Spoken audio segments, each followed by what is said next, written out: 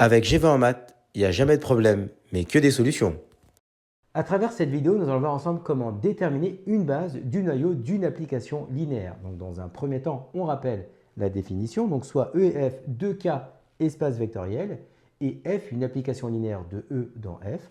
Le noyau F noté ker de F est l'ensemble des éléments de E dont l'image est 0 de F. Autrement dit, eh bien, ker de F, c'est l'ensemble des éléments de E tels que f de x soit égal à 0 de f. Donc ici, dans notre situation, eh bien, on souhaite, ici on admet que f, dans notre exemple, est une application linéaire, et notre ensemble grand E ici, c'est R3, et notre ensemble dérivé grand F, ici, c'est R2.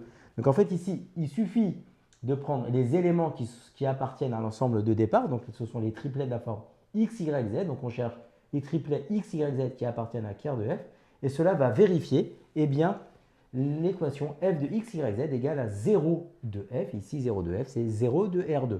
Donc, on connaît notre application linéaire. Eh bien, ça nous fait 2x moins y plus z et moins 2y plus 2z égale à 0, 0. Autrement dit, on obtient un système linéaire à résoudre. Donc, autrement dit, 2x moins y plus z égale à 0 et moins 2y plus 2z égale à 0. Grâce à la ligne 2, eh bien, on va pouvoir affirmer que z égale à y, parce que le moins 2y, on passe en plus 2y, donc z égale à y. Ensuite, eh bien, on reprend notre système comme z égale à y. Je vais remplacer ici le z par y, donc ça nous fait ici 2x moins y plus y égale à 0 et z égale à y. Autrement dit, avec la première ligne, on se retrouve à avoir 2x égale à 0. Autrement dit, x égale à 0 et z égale y.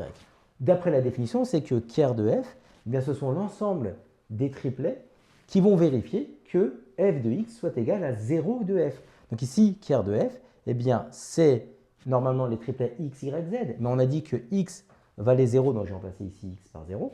Y, on laisse y, et z, on remplace par ici y, et donc ça nous fait le triplet 0, y, y, avec y qui appartient à R. On va pouvoir factoriser par y.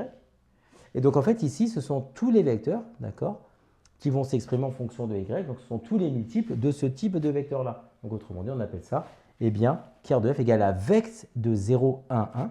Donc, en fait, ce vecteur-là va engendrer l'ensemble des vecteurs qui vont vérifier tel que f de x soit égal à 0 de f.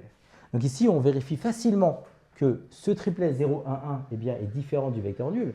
Donc, ça veut dire très simplement que, eh bien, on a bien une base de ker de f, ici qu'on a définie tout à l'heure.